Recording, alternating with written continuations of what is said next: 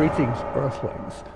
I've really learned so much from you, the viewers, about what you think is the best examples of aliens visiting our planet.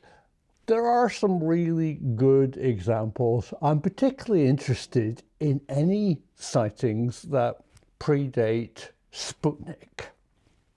If people really saw flying saucers or things in the sky before we as modern humans put things up into space, isn't that really fascinating? But today I'm going to share with you something actually quite personal. After I made the last video, I just thought about it a lot and wondered, why aren't aliens here? And something very strange happened. I had a strange occurrence.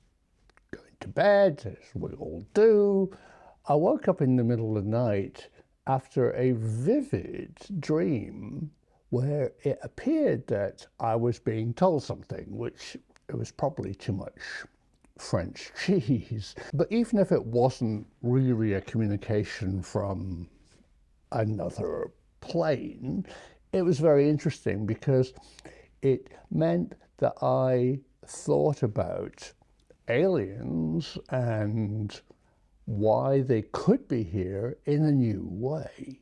So you all know I'm particularly interested in the history of physics, and I think our human knowledge about our reality, our physical world, physics, is only a good idea. It's not true. Physics keeps on getting turned on its head. I mean, we didn't really understand the notion of gravity until Isaac Newton at least saw an apple fall, and then gravity was totally redefined by Albert Einstein when he realized that space and time and mass actually bends the fabric of space itself. I mean, that completely changed the world. And then poor Albert was very upset by the notion of quantum physics.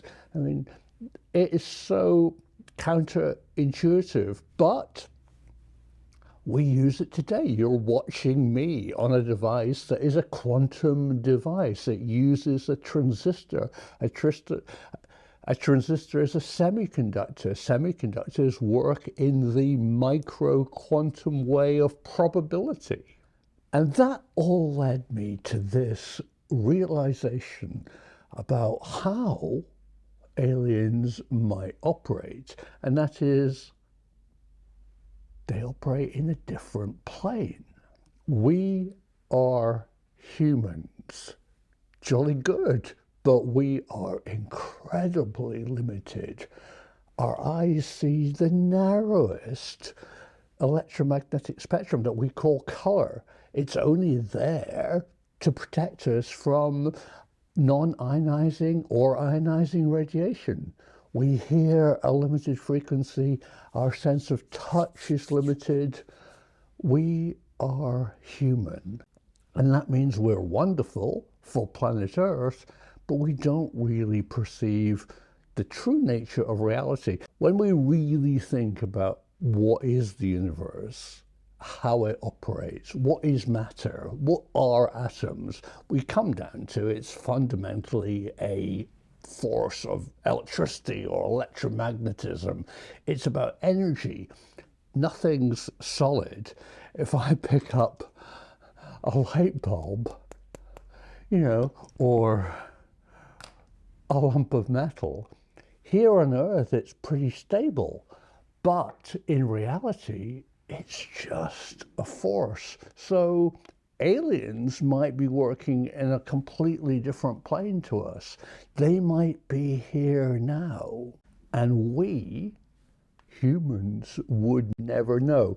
And I think that might be an explanation, because occasionally they burst through into what we perceive as our reality, their craft or themselves as their presence or their communication. And then, very interestingly, maybe that way that they have burst through has been exploited by military weaponization. Now, that's an enormous subject, and in fact, that's exactly what we're studying might have happened at the Rendlesham Forest incident. John Burroughs saw something which was probably evoked by humans. Now, was it purely a military weapon test, or was it physics gone wrong, or physics unlocking something very strange, highly strange, as Jacques Vallée would call it? I think that's possibly the case.